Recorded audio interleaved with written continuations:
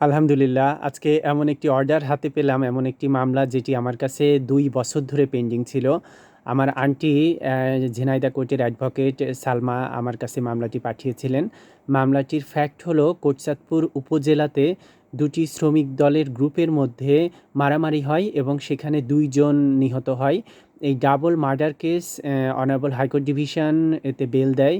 কিন্তু honourable chamber court যেহেতু double murder case বেলটি stay করে দেন।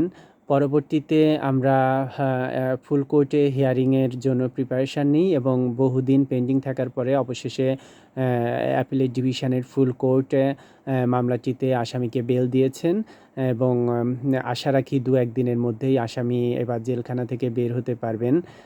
মামলাটিতে আমরা যে গ্রাউন্ড নিয়েছিলাম যে এই এফআইআর এবং চার্জশিটের মধ্যে অনেক বেশি কন্ট্রাডিকশান ছিল।